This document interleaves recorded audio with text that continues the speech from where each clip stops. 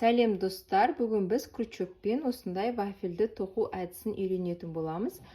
Көрінісі өте әдемі, мына оң жақ беті бізде, ал теріс жақ беті осылайынан көрінеді.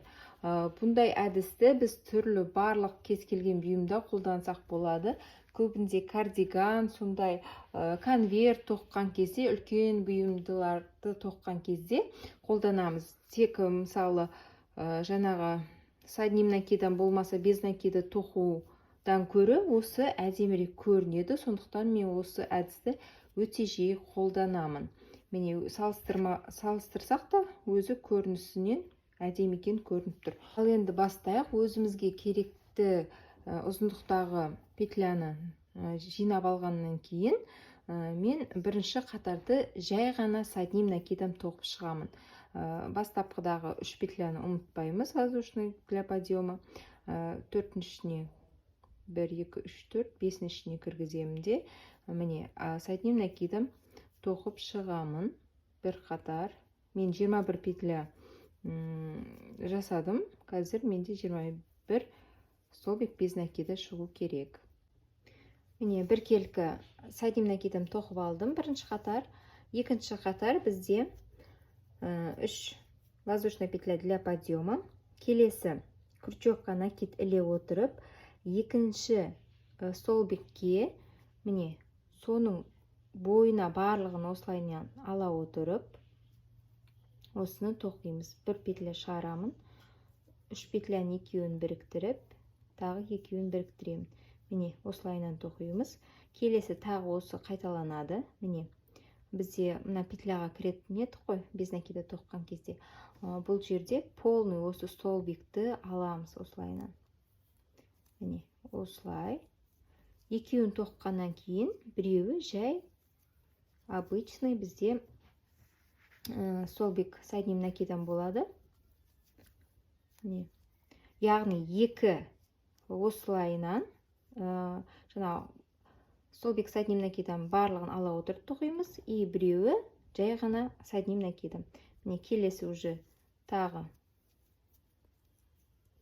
астыңғы жағынан аламын, бойынан. Келесі жай ғана с одним накидом. Екеуі бойынан алынады. Біреуі жай ғана накид. Екеуі бойынан алынады.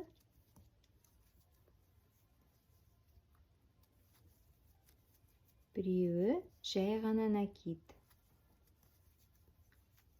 Екеуі бойынан алынады.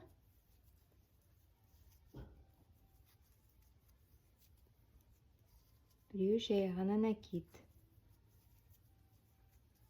Екеуі бойынан алынады.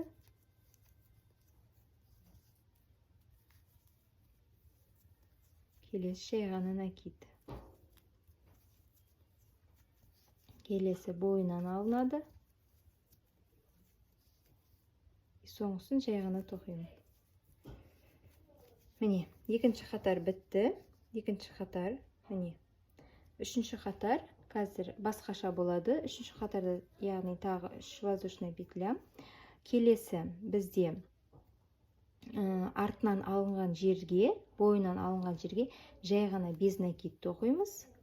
Ал жай с одним накидамның үстіне бойынан аламыз. Яғни керісінше жасаймыз. Бойынан алынғандардың үстіне жай накид, ал жаңағы обычный с одним накидамдарға, оларға бойынан аламыз. Бұл жерде уже өзгереді. Біріншісі бізде бойынан алынатын біреу ғана болады, ал жай с одним накидамдар екеу болады. Міне. Мынаны бойынан аламыз. Келесі жай ғана тоқимыз.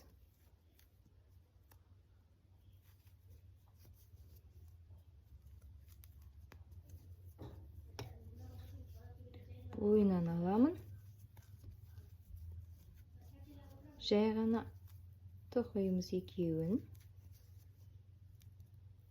Алдыңғы қатардың тура керісіншесін жасаймыз. Біреуі бойынан алынады, екеуі жай сәтнем накидам тоқимыз. Міне, осылайынан қатарды аяқтаймыз. Бізде уже квадраттың бейнесі шығып келе жатыр.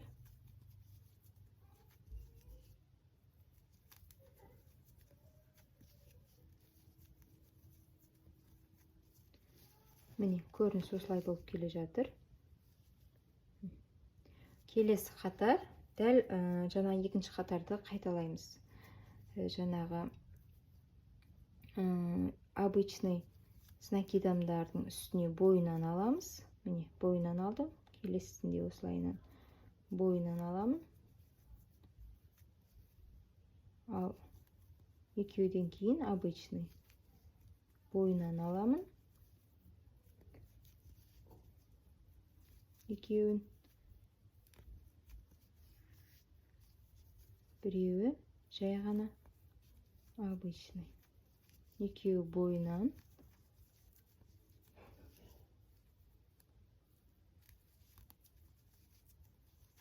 Біреуі обычный. Осылайынан қатарды аяқтаймыз. Міне, байқасаңыздар, осылайынан квадраттар шығып келе жатыр. Міне, 2 квадрат, 3 квадрат шығып қойды менде. Осылайынан өзімізге керекті ұзындықты тоқып шығамыз. Міндетті түрде жасап көріңіз. Қазір схемасын видеоға саламын. Жанына бұрышына сол схема бойынша тоқып көрсеңіз де тез түсінесіз. Сіздермен болған Айдана Сапарбек.